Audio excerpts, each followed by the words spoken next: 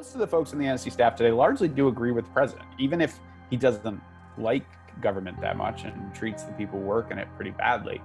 Most of the people, when I talk to people who work on the NSC staff, they say he keeps firing all these people and they generally agree with him. Like, they're okay with his policy. Welcome to WorldBoston's first ever virtual Chat and Chowder book talk. As many of you know, WorldBoston is an independent, nonpartisan, nonprofit organization with a mission, the mission of fostering international engagement and global cooperation. That mission is particularly important now during this truly global time of pandemic, even if we're practicing social distancing. So we are inviting you to join us in a range of virtual activities designed to keep us all internationally engaged. You can learn more about WorldBoston at worldboston.org, and I hope you'll join us frequently. So John, great to have you here. Please go right ahead. All right, well, thank you so much for having me. Good evening, everybody. Thanks to Mary, Elise, and everyone at World Forum Boston for inviting me to Zoom today. I'm sorry to have had to reschedule. A couple hours before the last event, we had a massive storm in Philadelphia that knocked off power. And for most of the afternoon, I thought we were going to be able to make it. I thought we were going to be able to get it in. And the power company assured me we'd have power in time. I kept calling and saying, I have an important Zoom I have to be a part of. And an hour before the session was supposed to begin, they told us it was going to take another 30 hours to come back on. And so after 41 hours without power and two very energetic toddlers, I could have used a cup of hot chowder and probably a beer or two. All that said, I'm very sorry to have missed it and to reschedule, but very glad to be here. And if I'm looking at the names correctly, it looks as though I have some of my relatives have joined. So in person, I would make a bigger deal about the fact that my godmother is on here. But my godmother is here, which is kind of cool. But I'm a big fan of Boston and sorry to miss you in person. And I hope that everybody is sort of well amid the coronavirus and everything and all the disruption that has come with it. So I always like to sort of start off these conversations. Right now, as we Zoom, staff and National Security Council staffers are on duty of the third floor of the executive office building in the building next to the White House. They're in the Situation Room in the basement of the White House, and they're in the Oval Office. They're working on China, they're working on Iran, they're working on North Korea, and they're working on coronavirus. And really, who knows what else? That can give you great comfort, or it can give you great concern, depending on what you know about the staff. What I set out to do 10 years ago was to try and understand what those staffers do with their days and what that means for the United States. To get that answer, I spent time at 6 presidential libraries around the country and other archives. I reviewed almost 10,000 pages of original documents. And I conducted almost 100 interviews with everyone from Dick Cheney and Don Rumsfeld to Susan Rice and H.R. McMaster.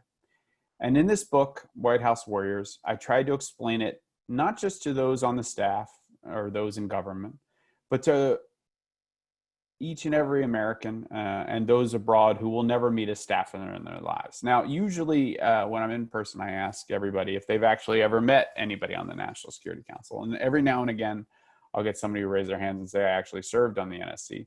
But for most people, they've never met a National Security Council staffer. So what I'm going to do is I'm going to introduce you to three of them: Howard Teicher, Samuel Nelson Drew, and Megan O'Sullivan.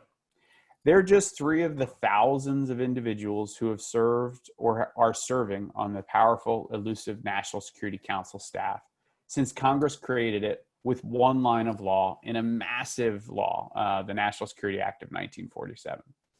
Now, some of you may know who Howard Teicher, Nelson Drew, or Megan O'Sullivan are, but most people do not. That's because much of the history they made is still under wraps, hidden in archives and in footnotes of books about more famous people. But you should know their stories, because they and these NSC staffers are not just the White House's warriors, they're all of yours. Now, Howard Teicher grew up in St. Louis, Missouri, and he first became interested and committed to public service and working on issues related to the Middle East during childhood trips to Israel.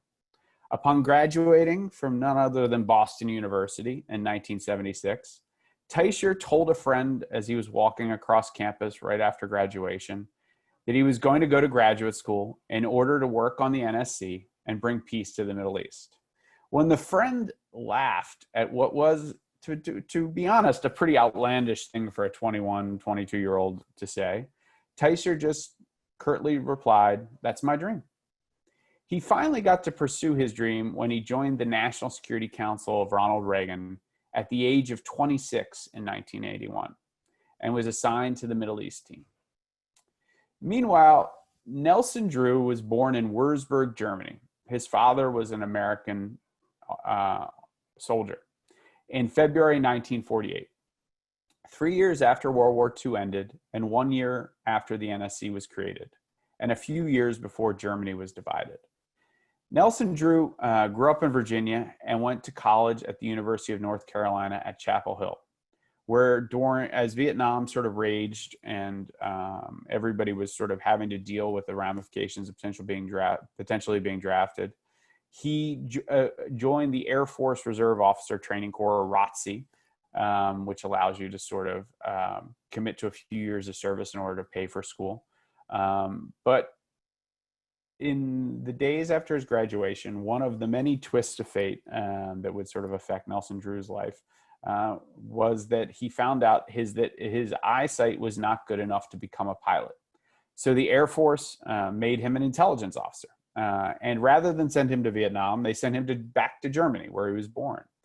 And unfortunately, he was sort of in a bad position there, because in Germany at the time, most of our personnel were actually not looking at the Soviet Union. There were other sort of locations that were doing that, but most of the intelligence analysts in Germany were actually focused on the Middle East. And they were looking at a revolution underway in Iran. Unfortunately, Nelson Drew did not speak or understand any Farsi and had no Middle East experience. And so he was given a make work assignment. His commanding officer gave him the job of understanding what was going on in Yugoslavia. And Nelson Drew did what he always did, which was he kind of ran with the assignment and very quickly became recognized as the theater expert in all of Europe on Yugoslavia. Now, Megan O'Sullivan might have started her journey to the NSC earlier than any other staffer. As an elementary school student in Lexington, in Massachusetts, the precocious second grader wrote a paper on what she believed to be the state of Palestine.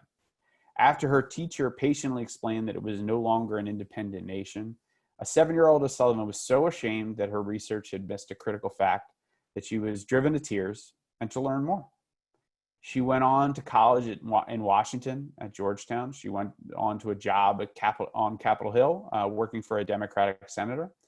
She went on to get a doctorate at the University of Oxford, and then later a role at a prominent think tank, before she finally joined government a month after the attacks of September 11th.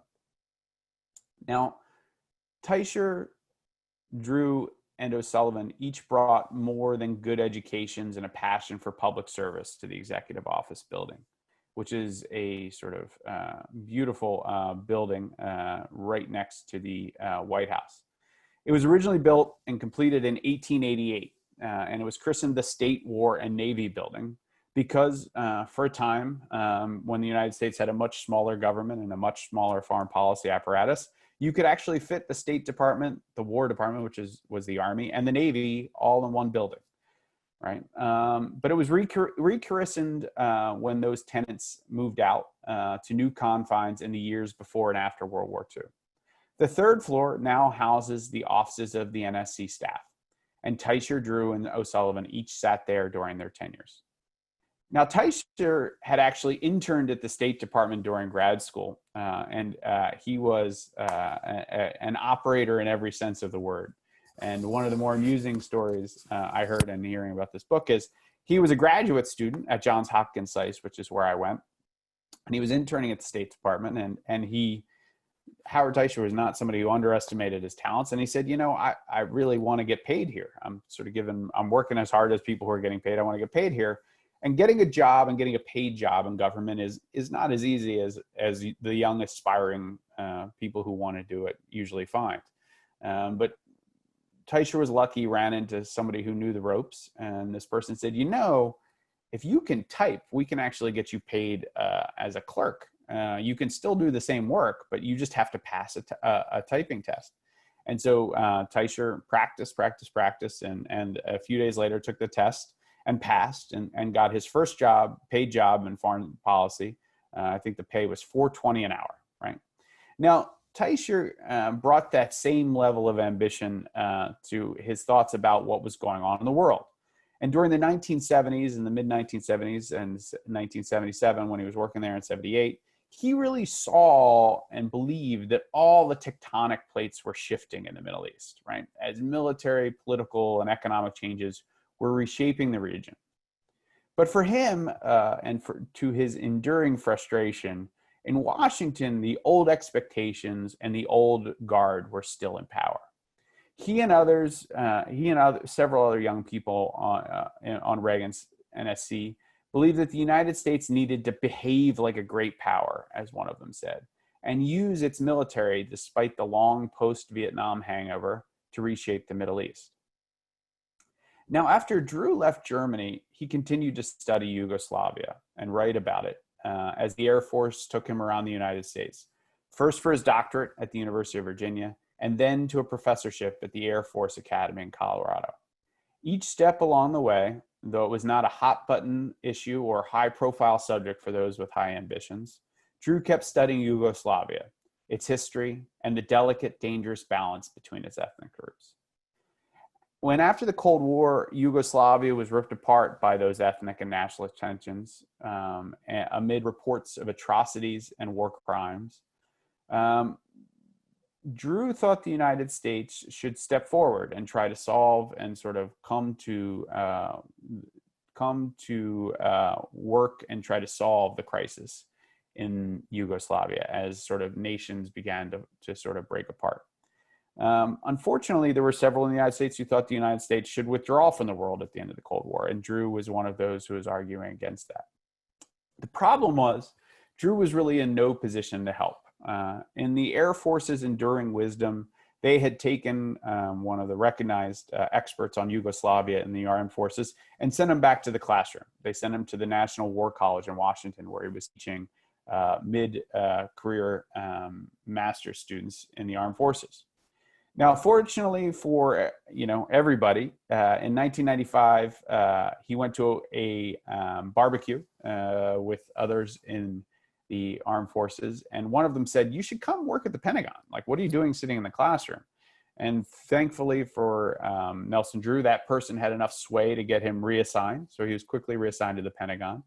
And then within a few weeks of that, he was sent to a meeting on Bosnia, what is called the interagency, where people from different parts of the government, the State Department, the White House, the Treasury Department, the Defense Department, the Intelligence Department, the agencies, the CIA and others, come together around a room and basically talk about what's going on and what the United States should do.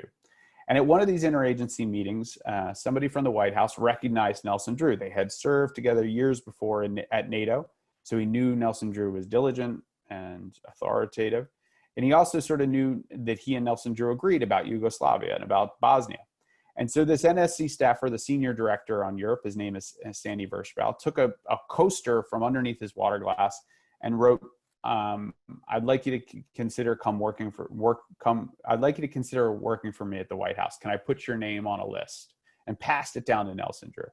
And Nelson Drew took this coaster home and showed his wife, and he was in seventh heaven about a job offer to go to the NSC, because he knew that was a place where he could really have an influence on policy, but also conceivably could really help build his career up and get a sort of critical assignment as he continued to work his way up. He was a colonel at that time, but he wanted to continue to sort of build a career in the Air Force. Now, after O'Sullivan went into government after 9/11 and the United States went to war against terrorism, O'Sullivan wanted to go to war herself. She actually volunteered for duty as a civilian in Iraq and was on one of the first convoys to arrive in Baghdad after the invasion in 2003. But because some of the sort of Republican leaders of the Defense Department and the military operation doubted her credentials and doubted her political acumen, she had worked years before for Daniel Patrick Moynihan in the early 1990s, and they held that against her almost a decade later.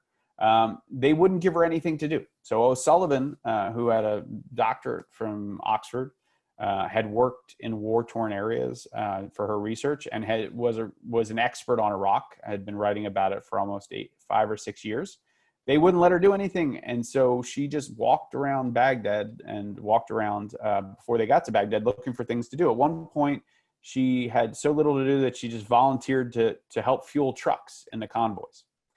Now, eventually, as violence engulfed the country and her hotel, O'Sullivan at one point had to escape an attack by climbing out a 10th floor window and along a ledge. O'Sullivan was finally put to work helping rewrite the Iraqi constitution. And then shortly thereafter, from Baghdad, she was brought to the NSC, where she began working for George W. Bush. And as she began her work on the NSC run by Condoleezza Rice, O'Sullivan took a Post-it note and wrote, just in quotes, "End the insurgency," and put it on her computer, and it sat there for a few years. Now, Teicher's, Drew's, and O'Sullivan's arrivals at the NSC did not really change much at first. But over the course of long days and short nights, and months of the grinding work it takes to produce change in government, they each handed their president an idea to change course in war. For Teicher, that meant encouraging Ronald Reagan to order U.S. Marines stationed in Beirut at Beirut Airport in 1983 to take sides in Lebanon's long-running civil war. For Drew and his colleagues, that meant coming up with a complicated scheme to use shuttle diplomacy and NATO airstrikes to try to drive the warring parties in Bosnia to the negotiating table. And for O'Sullivan, it meant proposing to George W. Bush and developing and advocating for him an idea to send an additional 30,000 American troops to an Iraq mired in insurgency, despite the opposition of the Joint Chiefs of Staff and commanders on the ground. Now, like those staffers serving before and after, and those serving today, when given a chance, Teicher, Drew, and O'Sullivan chose to say their piece and try to make history. They did so, but each of them paid a price. On October 22nd, Howard Teicher was in Beirut, having a beer with a few of the Marines and a good-natured debate about the mission in Lebanon, when he finally said goodnight and left the airport barracks. The next morning, he awoke to the news that a terrorist had detonated a truck bomb near the barracks, near where he was just the night before, and killed 241 Americans. Teicher returned home from Beirut, dispirited and doubtful of Reagan's leadership, but still committed to seeing his dream of making peace in the Middle East fulfilled. Unfortunately, just a few years later, he resigned from government after being implicated as a culprit in the famous Iran-Contra affair. Though he was cleared of wrongdoing, Teicher never served a government again. Now, Drew's ideas worked. They led to the Dayton Peace Accord in 1995 that brought an end to the war in Bosnia. Unfortunately, on the first shuttle diplomacy trip, a car carrying Drew and two other officials, one from the State Department and one from the Defense Department, skidded off Mount Ignum near Sarajevo, where they all died in an explosion on the side of the mountain. He now rests in Section 6 of Arlington National Cemetery, where he's one of the few Americans killed in America's intervention in the Balkans. Of course, O'Sullivan's surge is a recent memory.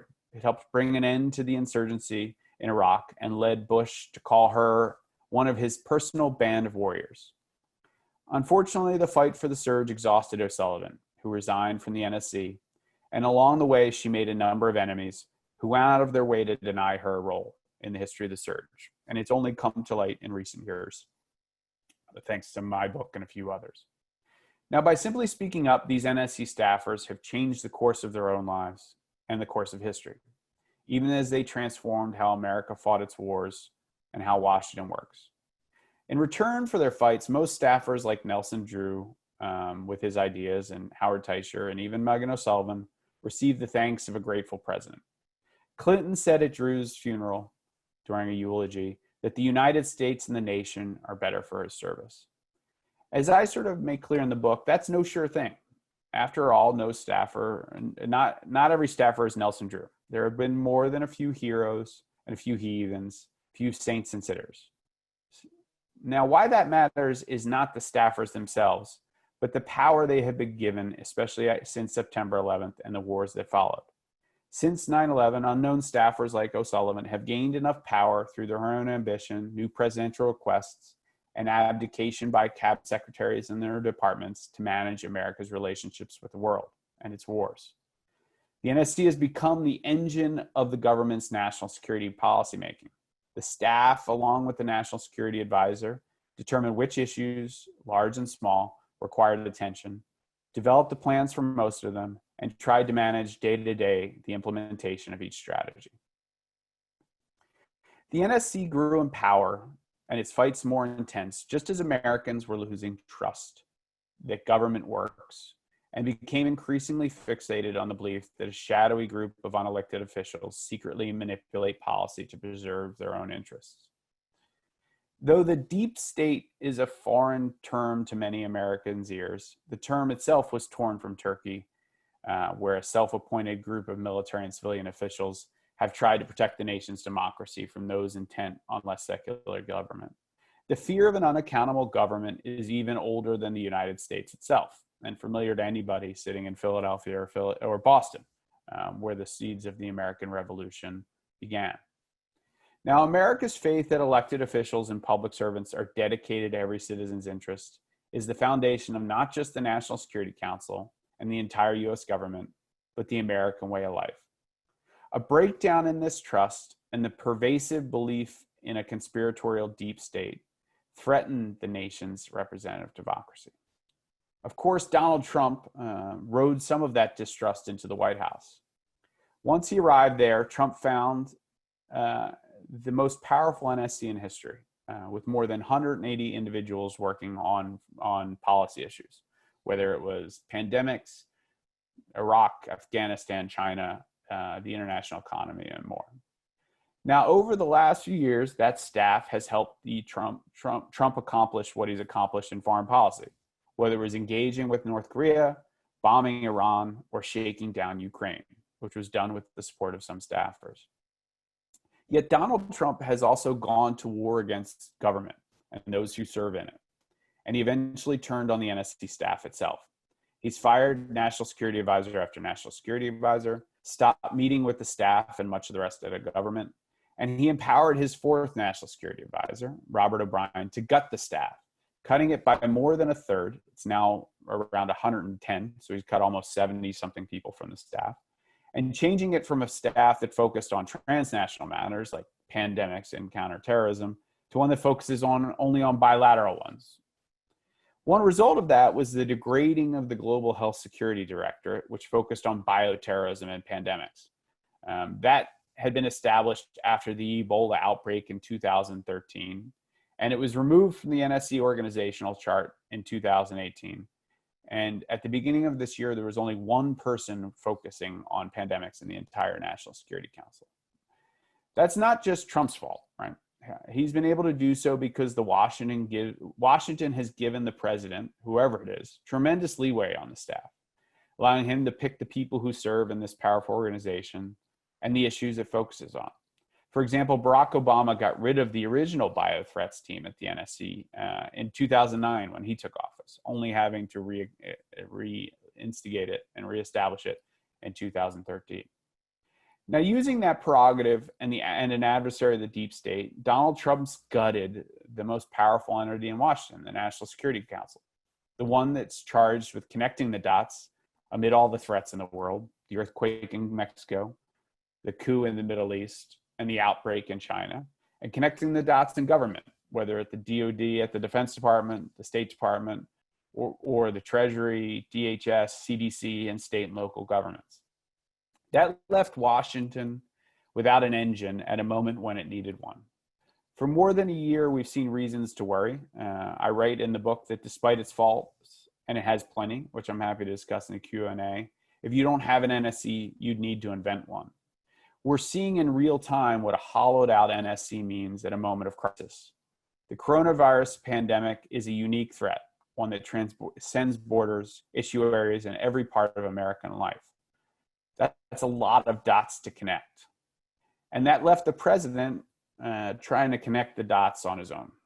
Now, to make up for it, he's created an ad hoc committee to handle COVID-19 and left and sort of assigned Vice President Pence and his son-in-law, Jared Kushner, to sort of help. And he left the National Security Advisor really doing much less than he historically would. The most Robert O'Brien really has done on COVID-19 has sort of gone out of his way to sort of take credit and admit that he's sort of handed off the assignments to other people. That has made for a worsening pandemic, and it also has increased the risk of a geopolitical crisis during this crazy time. So I'm happy to discuss more in the question section, but I'll just finish with this word, which is my hunch is that after hearing these stories and reading this book, which I hope you will give a chance, it's a pretty good read, I think, and a pretty easy one, you'll wish, as imperfect as they can be, that there were more than a few NSC staffers like Teicher, Drew, and O'Sullivan calling the shots during this pandemic. Thank you. I'm happy to take some questions. Okay, thank you so much, John. Yeah, I was wondering, I'm going to remind people that to ask questions, please raise your hand, but I'm going to take the prerogative of asking you a question. I'm wondering if you can just tell us a little bit more about why we have to have this agency. I think many people are confused. We have a Defense Department, we have a State Department, we have Department of the Interior, we have all kinds of different departments that are actually, report to the president or cabinet members. So how is it that the NSC is not just duplicating effort? How does it avoid, ideally, how does an agency like this avoid doubling effort and earning its place? For example, Bill Burns' book talks a lot about tensions between state and the NSC. So if you could just fill in a little background on that, and then we'll get to more specific questions. Absolutely. So happy to do that. So the NSC was created out of a moment of complete and utter fear. The NSC was created in 1947, and you think, oh, the war was over, and the Cold War really hadn't begun. What was to be afraid of? And they were actually afraid of how World War II was won. Franklin Roosevelt was what he liked to call a juggler. He really liked to micromanage. He liked to hold on to all the issues. And he basically didn't trust government. So what he would do is he would just basically ran World War II out of the Oval Office with just a handful of aides. And he had a habit of, and he admitted as much, was that he lied to everybody. He liked to keep his cards close to his vest, liked to keep everybody in the dark, and liked to just generally keep them on their toes. That included his own vice president, Harry Truman, who he never told about the nuclear bomb. That was obviously, looking back, it worked, right? World War II was won.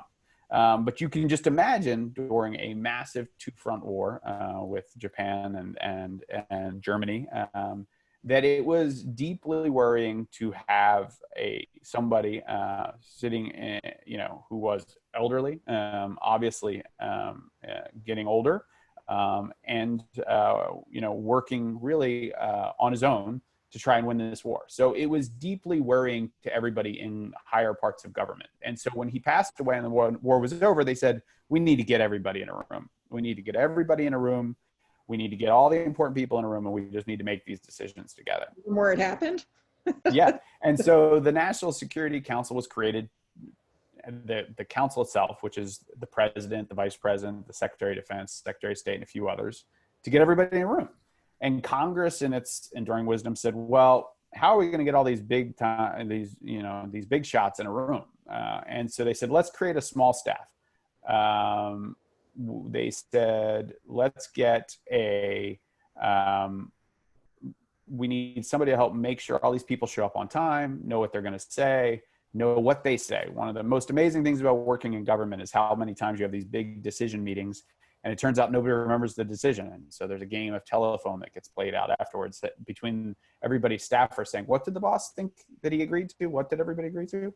And so what they basically created was a small staff. And the staff's job was always going to be in tension because in some ways they're kind of the backseat driver, right? They sit at the White House and to the operators, the drivers, if it's on diplomacy, which are the diplomats in the State Department, or on military matters, it's the military commanders at the Pentagon, and say, are you sure that's what you should be doing? Don't you think you should be doing this? And don't you think we should be thinking about this? And they take information from all of these agencies and they share it up to the president, who's the ultimate decision maker. And they push those decisions out to the agencies and say, this is what you're going to be doing. And so what has happened, what I think is the point of Bill Burns, is that over the course of history, as government got big, as government grew, these agencies grew more sclerotic, as power became more and more vested in the presidency, in the White House, what you found is growing tension because the NSC got more powerful and was expected to exert more pressure on the operators elsewhere. And occasionally they started doing operations of their own. That's what happened in Iran-Contra, where they basically were doing something the CIA should have done. That's what drew frustrations during the Obama administration when that one NSC staffer was negotiating opening, reestablishing relations with Cuba, right? This grew in sort of frustration. But ultimately what they're there to do is to connect the dots, because the State Department won't always talk to the White House. The State Department won't always talk to the Defense Department, but they both will always talk to the White House because of the president. And so their job is to help everybody see the whole board and then everybody to communicate. And so there wasn't a tremendous amount of congressional intent in the National Security Act. It's one line of law when it created the NSC. But that has kind of been what has established as their role. And to a degree, that's the expectation, because the National Security Act, after all, was just supposed to get a better idea of what government was supposed to be doing and try to integrate policy between defense, economic, and diplomatic policy. Okay, great. I think that's really helpful background. So we do have probably a million questions. I have a million questions, but I see a couple right here. So either Dane or Constance Perry, if you'd like to turn on your video and camera, if not already, and we'll take your question. So turn on your audio, your mic, please, and go ahead. Okay, what's your question? Hi. Thank you, John. This has been fascinating and frightening. Trump has, we hope, just 7 months left. How much more damage can he do? And how much do you think the National Security Council professional staff will do to try to slow him down? Okay. So good question, Dane, and concise. That was great. I think on to the first question.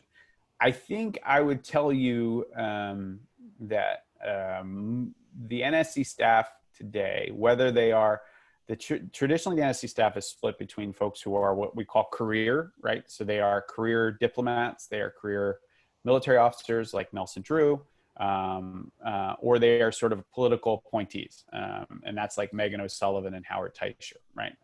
Both of them, you sort of see this split. So what I'd argue and what I'd make clear is that while you often have people at the beginning of administrations, and Trump certainly did, people from the Obama administration who were sort of held over, career officers who were held over from those times. In most cases, career officers will support whatever the president wants. They might have voted for a different president, but they will generally support them. And then over the course of a president's term, the NSC staffers generally will believe he's right on a policy issue, their policy issue, if not all policy issues. So most of the folks in the NSC staff today largely do agree with the president, even if he doesn't like government that much and treats the people who work in it pretty badly. Most of the people, when I talk to people who work on the NSC staff, they say he keeps firing all these people and they generally agree with him. Like they're okay with his policy. Like, Alexander Vindman, who's the lieutenant colonel who testified during the impeachment hearing and then was dismissed after Trump was acquitted. And just today, it got announced, or it became public, that he doesn't look like he will be promoted to colonel, because Trump is sort of hell-bent on punishing him even further. Even though he's left the White House, doesn't work in the White House, he's still in the Army at the Pentagon, he won't be promoted. And so what I'd say is that, even Alexander Vindman, like, he didn't like what Trump did on Ukraine, but he agreed with at least the official Ukraine policy of sort of getting tough and trading lethal weapons. So most of the folks on the NSC would do exactly what Donald Trump wants right now. So if it makes you a bummer. In terms of the damage done, I think I'm of the mind that he has many of the institutions in government on the brink. They are exhausted. They are understaffed. They are demoralized. They are struggling. And he has been at war with government really since the beginning, and he has many of them on the ropes. I mean, just this week it announced that he might put one of his, sort of the Seb Gorka, who's, one of the Trump sort of most sort of biggest boosters in charge of Voice of America, or at least in a higher up position at Voice of America. These institutions are a collection of individuals, and as devoted as they are, they don't know if Donald Trump's going to win or going to lose. And so if they are faced with a job offer between now and November, it's going to be very hard to say no to, because the economy being what it is. So I think you're going to see more people leave. I think you will see he is on a mission to get people to quit. His people are pushing people out left and right, and they've gotten rid of most of the inspector generals at most of the departments now. So bureaucracies being what bureaucracies are, that some of the people Trump's put in being who they are, there is going to be massive misconduct, I assume, in the next year. So plenty of damage can be done. I don't think the NSC is going to be a massive check on him. I think he's gotten it pretty beaten down. And the last thing I say is it's going to take a long while to fix this argument. Even if Joe Biden wins a resounding victory on November 3rd, it will take him a very long time to fix this for a few reasons. The scope of the damage is significant. There's a lot going on in the world, and Joe Biden's going to have to figure out where he exerts his efforts. As soon as Donald Trump leaves office, Republicans will probably start caring about the budget deficit again, so they will start cutting budgets. And, it's going to be a real challenge of bandwidth to fix this. One of the things that somebody told me at the NSC when I talked to them recently is, Robert O'Brien, the National Security Advisor, cut about 70 people from the staff, which is a big cut, right? I mean, that's like 180 to 107 or so 74 people. That's a staggering number of people. And it will take time to get those people back on duty. And one of the things the Trump team is doing is they're getting rid of the computers in the desks. So even if you want to hire people, it will take time. Government takes time to hire people. It takes time to assign people. It takes time to get desks. It takes time to get computers. It will all take time. And so what you will find more likely than not is the damage will continue from the election day to inauguration day, because Trump will not stop, and he will not, I don't think by any estimation, ensure a functional or productive transition between the two teams. So the damage is going to be high. It's going to take a long time to fix. And we will, the US government will be paying the price for Donald Trump for probably a decade, is my hunch. And I'm sorry to say it. Okay, let's see if we can get in a couple more questions before we have to wrap up. So Raul Alcala, if you can turn on your video and audio, please, and we'll get your question. I mean, we'll try and get in a couple more, John, as well. I'm happy to talk for as long as you need. Sorry if I'm a little long. Raul, you there? Okay. Yeah, go ahead. fine. John, thank you. I had the pleasure of serving on the NSC staff myself, and I worked with Megan O'Sullivan while she was there and I was in Baghdad. But the question has to do with a mandate for the NSC. You may recall from your studies that the only two presidents who came into office understanding what that organization did were Dwight Eisenhower and George Herbert Walker Bush. Everyone else either didn't use it or changed it. And every presidency has come in and had a new authorizing document for what it is the NSC should do. Mm-hmm. So my question to you is, understanding this, do you think that there's a reason for having, by law, the National Security Advisor being a confirmable position, and secondly, having a fixed mandate for the NSC rather than having it change with every presidency? Yeah, great questions. It's almost like you read my Twitter feed. I'm a big believer in Senate confirmation. I think, I argue, I think in the Atlantic last year that that the Senate should confirm. I just believe that one of the biggest issues, Donald Trump is very bad. Donald Trump and what he's doing are very bad. But the biggest issue is that and one of the issues he rode to the White House is that Americans have lost faith in their government. And I argue one of the reasons for that is the overclassification, that too few people know who work on these issues, right? People should know who Megan O'Sullivan is. People should know who Howard Teicher worked. People should know these things. And unfortunately, I think that the lack of sunlight in our government is one of the reasons people don't trust it. And I argue that Senate confirmation would help reestablish, for such a powerful office as National Security Advisor, and even for some of the staffers, would reestablish and help rebuild some of that trust. Okay, thank you. All right, and Mary Mendoza, let's get your question, and turn on your camera and your mic, please. Mary, are you with us? There you are. Hi, Mary. Yeah, can you hear me? Yep. All right, there's my camera. Sure. How do you brief somebody who basically acts like he's the smartest person in the room, even if his real life and objective examination of that proves otherwise? Yeah. Who does all the talking? Yeah, it's a great question. So I'm going to be a little cheeky and say every president thinks they're the smartest person in the room. So this is not the people who get elected president are human beings. I would like to remind my students, but they're not exactly, bound by the same egos as most of us are. So this is always a challenge. Trump is obviously much more of one.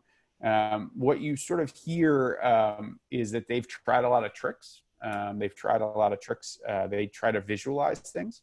I've heard that some people are very good at they've tried to use different maps to show him why certain states matter more than others.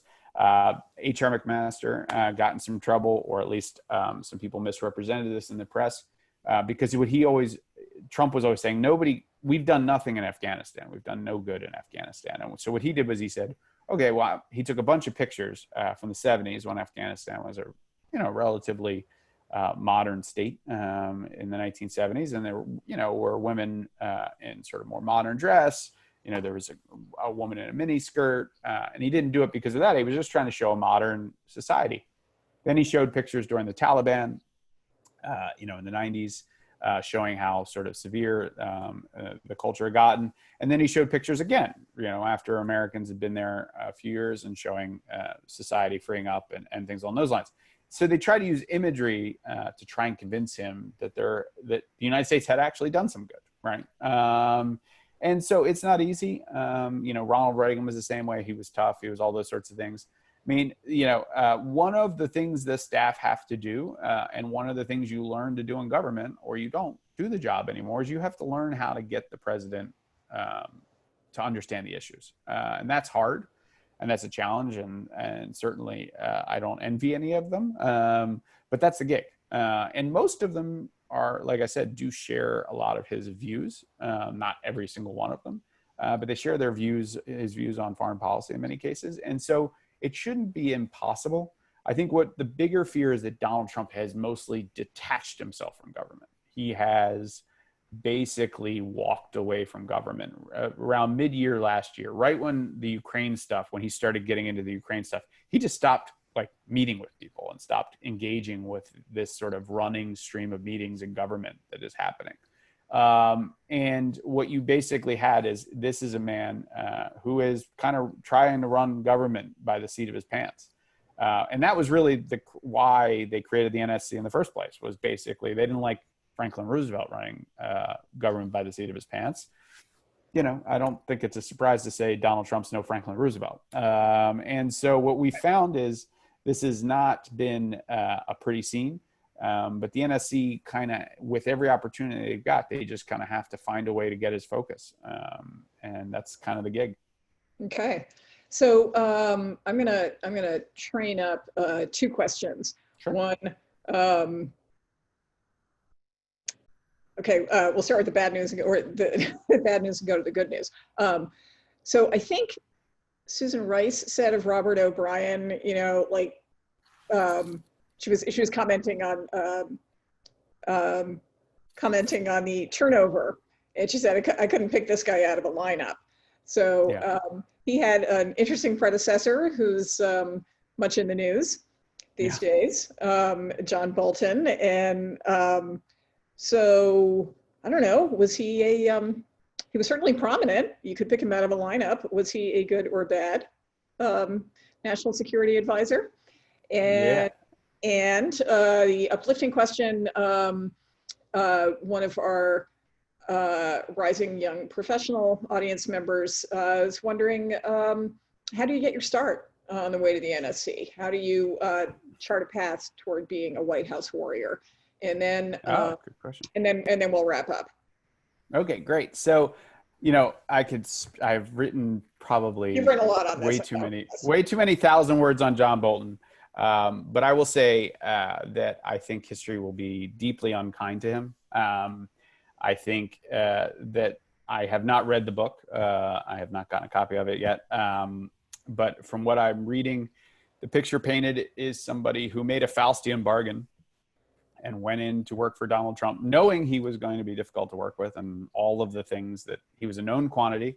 And then he proceeded to be all the things that Donald Trump looked like he was. It seems as though John Bolton did that to basically try to convince him that of his policy on Iran was the right one, which was a hawkish, hard-nosed policy on Iran. And so John Bolton watched all these horrible things that we're all hearing sort of spill out in the last 24 hours. He stomached all of that in order to hit Iran hard. And then when Trump balked, Bolton was done. He just basically, and even stomached an approach to North Korea. Yeah, I mean, he was willing to stomach that. He was willing to stomach everything, and then but when Iran balked, he bailed, and just kind of lost favor and was done. So I think I think that Donald Trump's dark gift is that he can debase even the most principled men and women. It's a dark gift. He sometimes always brings them down to his level, and his level is self-interest. And that is what he's interested in. That's what the best thing is. That's what Bolton is accusing him of in the book. It's all about self-interest. But my argument should be going live soon is that, at the end of the day, that's all John Bolton seems focused on as well. He refused to testify in January when he had a chance, and all he seems interested in is vengeance and a payday.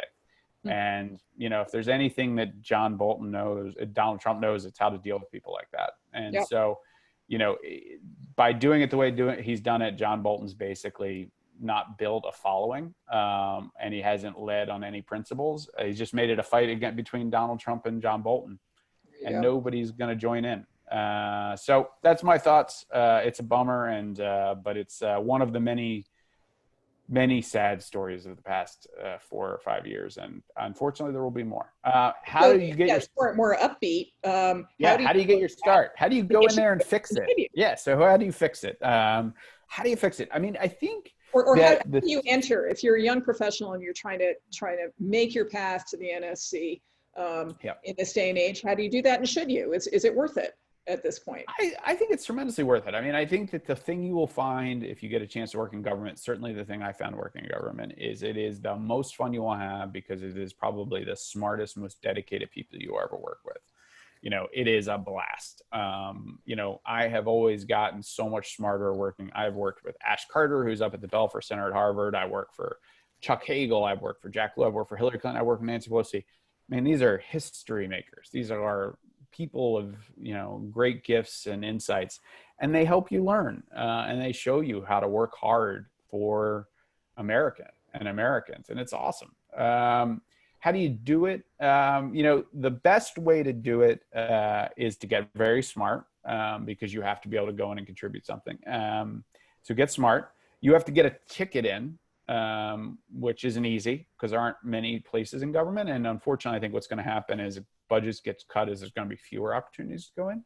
So you need a ticket in, and the best tickets, the tickets aren't free. And so you either have to get a pretty advanced degree to get one, or you probably need to give a few years of service. So I recommend people look at the military. I know it comes with risks and downsides, or join the Foreign Service. I think the military is a great path. I've done it. It's a great experience, especially for young people. 5-6 years in the military, you can go into government, you can go into the Pentagon and do what Nelson Drew do. You can do those sorts of things. And then the last thing I always tell people is learn how to do something. Especially for young people, what I always tell young people is I was never able to tell Ash Carter anything about military and defense matters that he didn't already know. He worked for, I think, for 11 secretaries of defense. I'm not going to tell Nancy Pelosi how to whip votes. Like, she's probably one of the best and most effective politicians of the last 150 years. I argue that full stop. She is unbelievable. And so you're not going to tell those people how to do those things. Your job is to help take some of the load off them. And that might mean, you know, helping them organize their day. That might mean helping them brief them on a particular issue. That might mean dealing with the press for them. That might mean dealing with Congress for them. And for my case, it was helping write speeches for them. Ash Carter is a very good writer. He didn't have time to write speeches all the time. That was what I did. And so having something you do for them helps get you in the room and helps you learn, and then helps put you in a position to have influence and be useful to them. That's a blast. I totally recommend it, but it requires learning some sort of skills. So I think the military is a great way. It also usually gets you your first security clearance, as is they usually teach you how to do something. And it's something that a lot of people need, whether it's press, whether it's Congress or anything else. So those are my advice. That's how I suggest you get in the door. And I hope you get there, because we need all the help we can get. Okay. That is really insightful advice for young professionals. I'm gonna repeat much of what you just said. Next time somebody asks me. That's great. And so we have got, folks, lots of links in the chat for you. Most particularly, the link to John's book, which I hope several of you have bought while we've been online already. So we've got a link to that. Also a link to his op-ed in the Washington Post yesterday.